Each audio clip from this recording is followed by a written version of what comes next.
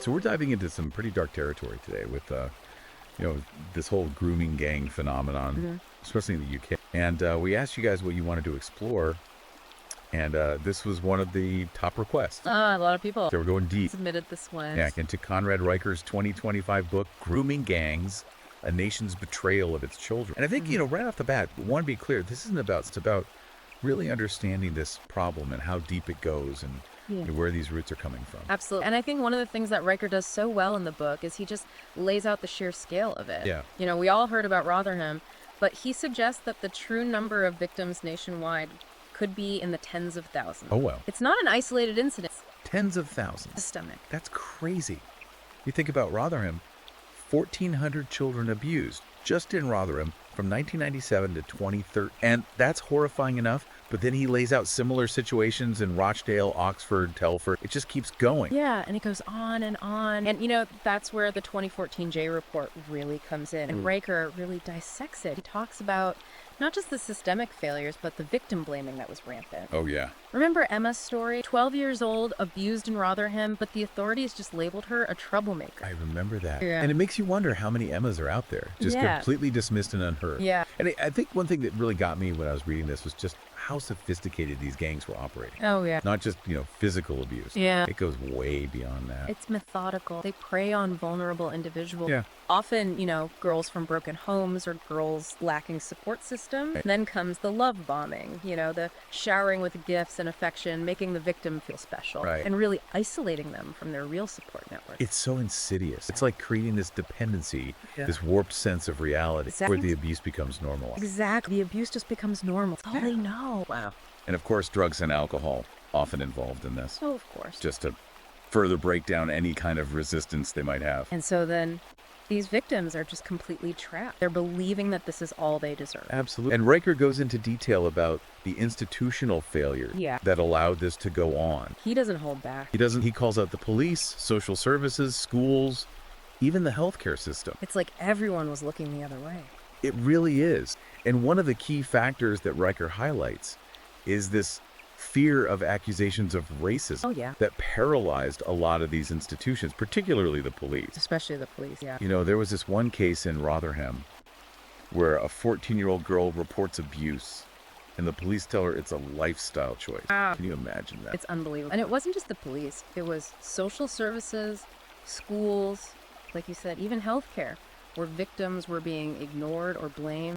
It's a total systemic breakdown. It really is. Yeah. And one thing that is so frustrating that he highlights is just a lack of coordination between all these different agencies. Absolutely. Like the right hand doesn't know what the left hand is doing. Yeah. The information's not being shared. Opportunities to intervene are missed. Missed opportunity. Yeah. It's tragic. This one part of the book where he highlights this case in Telford, Yeah. where his victim's counselor tells her to just move on. Yeah. Imagine the lack of understanding there. The dismissal of this girl's trauma. Absolutely. It's infuriating. Riker argues that, part of this stems from these bureaucratic inefficiencies Yeah.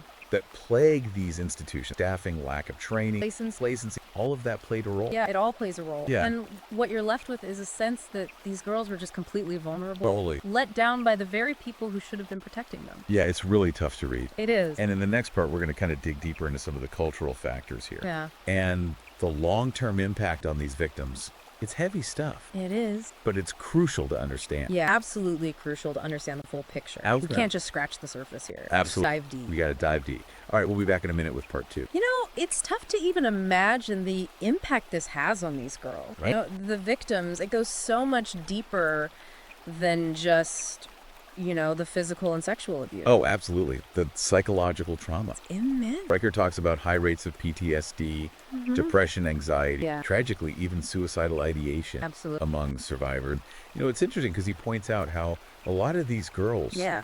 were already vulnerable Yeah. before the abuse even started. Right. A lot of them were from broken homes Right. They didn't have the support systems. Yeah. They were already dealing with trauma or mental health issues. or mental health issues. And then to have this kind of abuse on top of that, Yeah. It's just a recipe for disaster. It's a recipe for, Yeah. and he talks about Yeah. this one girl, Sophie from Newcastle, Yeah. who overdosed after years of abuse. Yeah, that's one of the things that really stuck with me too. It's heartbreaking. It really is. And you know, you read those stories and you think about, okay, so the abuse happened. Right. But the damage extends far beyond that. Right. It affects their relationships, their ability to trust, Right. their education. Their future employment. Yeah, their employment, even their ability to parent in the future. It's a cycle. It is. It's a cycle of, you know, abuse just breeding more abuse in a way. It really is. And it makes you think about the role the media played in all of this. Oh, absolutely. You know, Riker points out how initially the media completely failed Yeah. to report on these grooming gangs. They didn't want to touch it. It's almost like Yeah. they were deliberately suppressing these stories. Like Yeah. it's too uncomfortable to even acknowledge. Exactly. And what does that do to the victim? You know, it makes them feel invisible. Right. Like their stories don't matter. Exactly. And it allowed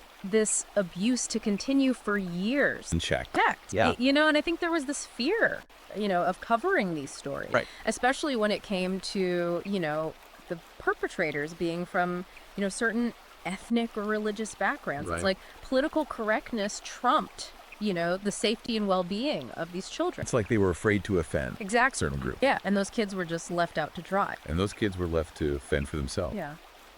And I will say that Riker does acknowledge that investigative journalism ultimately played a huge role Absolutely. in exposing the truth. Oh, yeah. He highlights those brave journalists who actually broke the silence. Yes, hero. The real heroes here. Yeah. And they pushed for accountability. Right. And they helped bring these crimes into the light. Finally into the light. Yeah.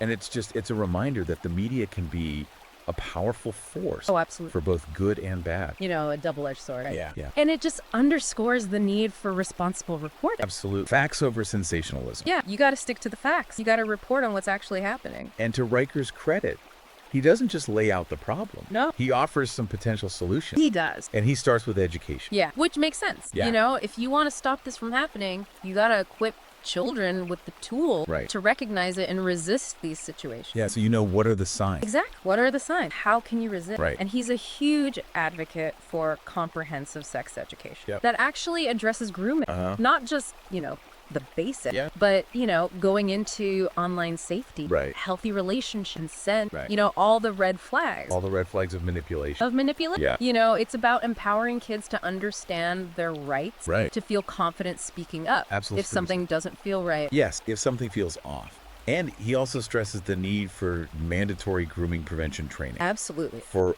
all school staff, All school staff. teachers, Look, administrators. everyone needs to be able to recognize the signs, Right. know how to respond appropriately. Yes, how to respond. And I like that he doesn't just limit it to schools either. No. He talks about parents He talks about parents, educating themselves Absolutely. and having open conversation Yeah. with their children about these issues. which can be tough. It can be a tough conversation, Yeah. but it's a necessary conversation. It is. It's absolutely necessary. We have to break the taboo Yes. that surrounds these topics. Right. And, you know, we got to equip our children with the knowledge. Yeah. They need to protect themselves. It goes back to, building that open communication Yeah. where kids feel safe Yeah. coming forward. Absolutely. And Riker also emphasizes the importance of community engagement. Yes, it's not just about educating individuals. It's not just about the individual. It's about fostering communities Right. that are just intolerant Intolerant of abuse. of abuse, Yeah. and supportive of victims. Yeah. You got to create a culture where victims feel safe coming forward. Absolutely. Break that cycle of silence, you know, that complicity that allowed these gangs to operate for so long. For so long, yeah.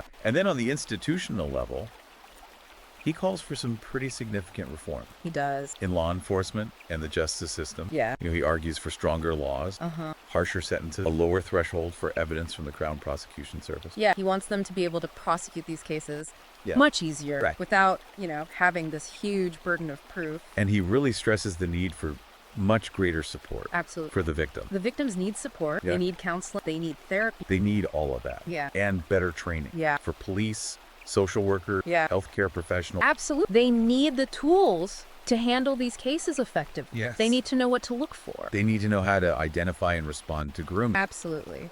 And ultimately, Riker says it comes down to political will. Yes. You know, we need leaders who are willing to prioritize child safety. Yes. Even when it's politically unpopular. Even when it's politically risky. Even when it's politically risky, they got to take a stand. They got to do what's right. They got to do what's right. And one thing that I found really insightful in the book is his analysis of how both the left and the right have engaged with this issue. It's fascinating, isn't it? It is. Because both sides have really kind of dropped the ball here. They have in different ways. Yeah. Very different ways. And Riker, he argues that the far right Yeah. has often exploited this issue for political gain, Right. using divisive rhetoric, fueling anti-immigrant sentiment. Yeah. And they really hone in on, Yeah.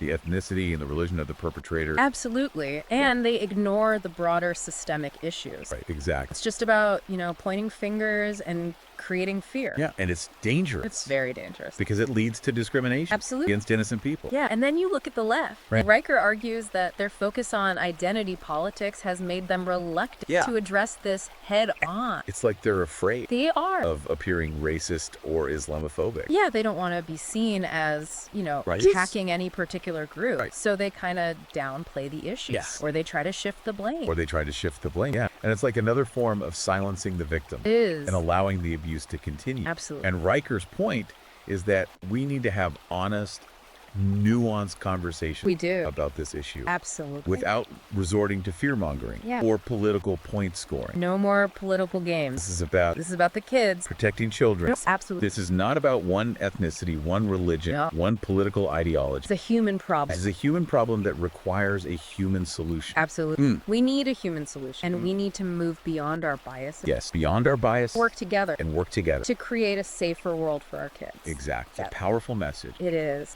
And in the final part, Yeah. we're going to delve a little deeper into Riker's call to action. Okay. Explore the cultural and religious factors he highlights, Yeah. and really look at his suggestions for a way forward. Yeah, it's a tough one, right? How do we address those cultural and social factors Yeah. that contributed to this problem? Without falling into that trap Yeah. of bigotry and prejudice. Right, because we can't just ignore it. Right.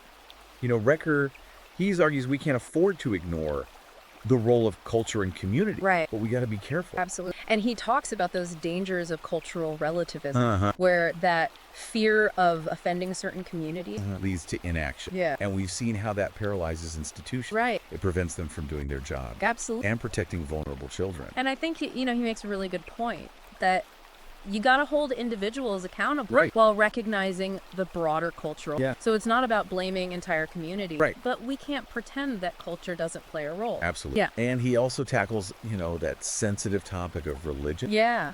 And, he's careful not to demonize any particular faith. Right. But he points out how, sometimes religious leaders Yeah. provided moral cover Yeah. They gave cover. for these grooming activities. Absolutely. And how some individuals twisted religious texts Yeah. to justify those harmful attitudes towards women and girls. And it's hard to hear. It is. But these are the kinds of things we have to examine if we Yeah. want to get to the root of the problem. Yeah. And he's calling for honesty and an open dialogue. He wants to challenge those harmful interpretations of religious texts Yeah. and promote a more, respectful and egalitarian understanding of faith. Absolutely. And I think ultimately, Yeah.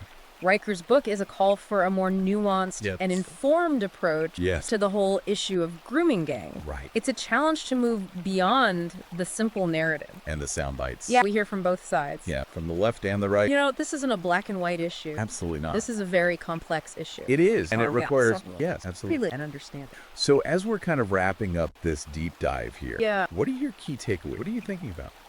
I think for me, the thing that really sticks with me is just the sheer scale of this problem. Yeah. And how these systemic failures Yes. allowed this to flourish for so long. For so long. It's a reminder that we can't be complacent.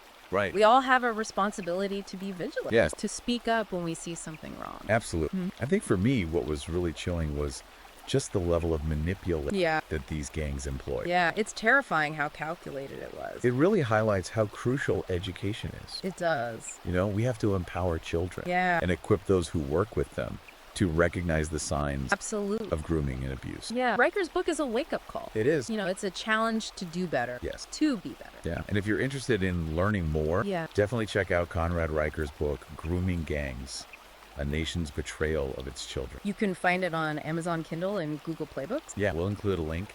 In the episode description. This has been a tough conversation, It has been. but a necessary one. Absolutely.